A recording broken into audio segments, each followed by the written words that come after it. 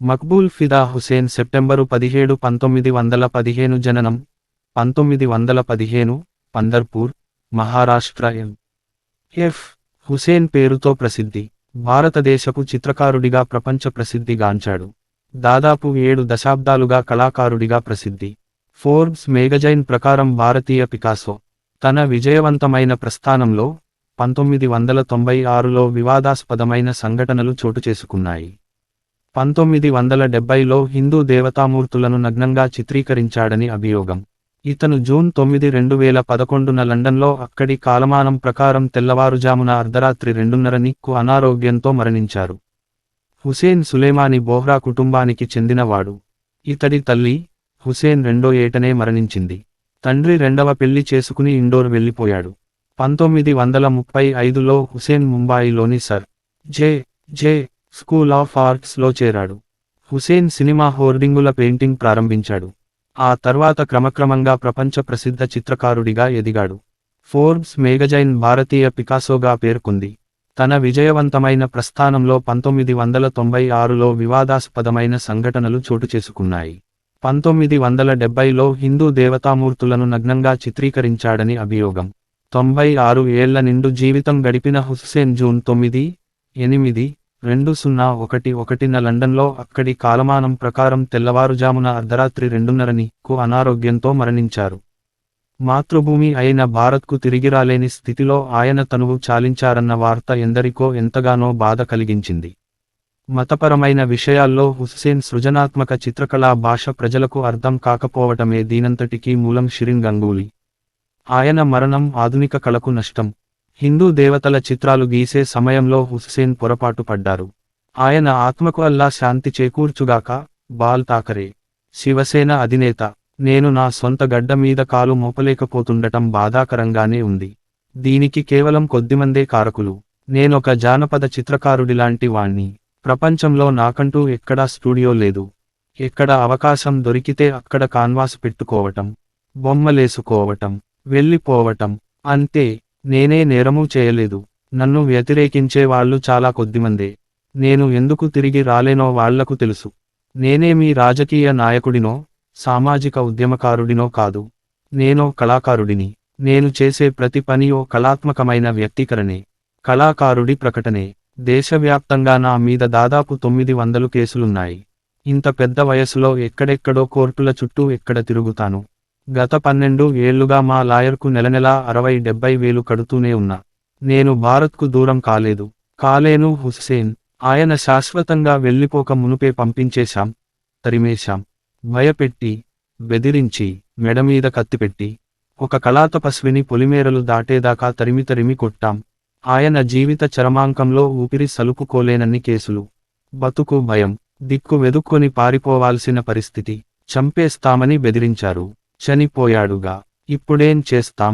ఆయన బొమ్మలు శైలి, రీతులు, మార్గం అజంతా ఎల్లోరాల్లా చిరాయువులు. అవి ఈ దేశ సంపద. హుసేన్ చిరాయువు. శ్రీధర్ కార్టూనిస్టు. ఆయన ఇండియాలోనే ఉండనిస్తే ఇంకా కొంతకాలం హాయిగా బతికేవారు.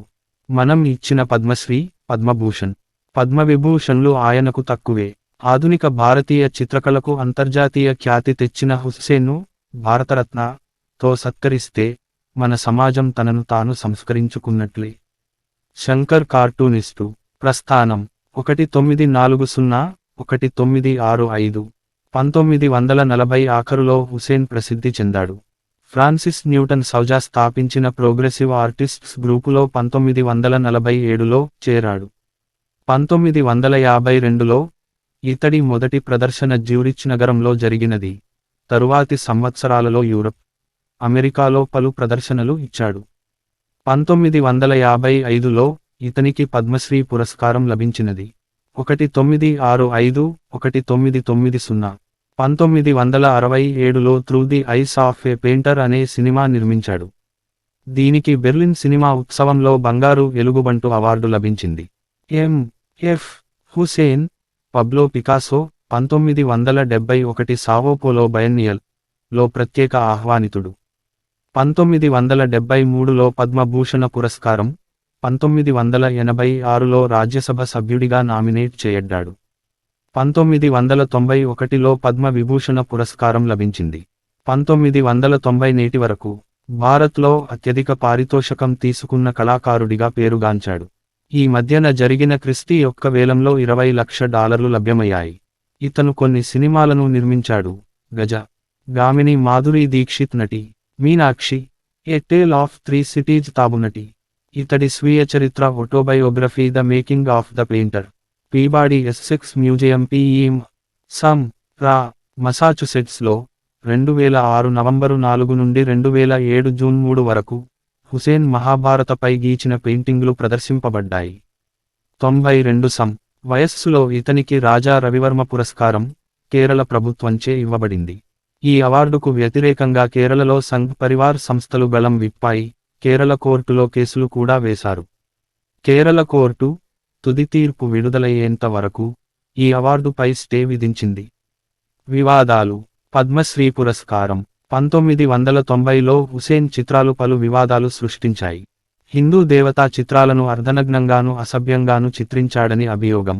ఈ చిత్రాలను హుసేన్ 1970లో చిత్రించాడు, కానీ 1996లో ఈ చిత్రాలు విచార మీమాంస అనే హిందీ పత్రికలో ముద్రితమైన తరువాత వివాదం దాల్చుకున్నాయి. ఈ వివాదపు ఫిర్యాదును 2004లో ఢిల్లీ హైకోర్టు కొట్టివేసింది. 1998లో బజరంగ్ దళ్ సభ్యులు హుసేన్ ఇంటిపై దాడికి దిగారు. 26 మంది దుండగులను పోలీసులు అరెస్టు చేశారు. శివసేన ఈ దాడిని సమర్థించింది. ఫిబ్రవరి 2006లోనూ ఇలాంటి అపవాదు హుసైన్పై వచ్చింది.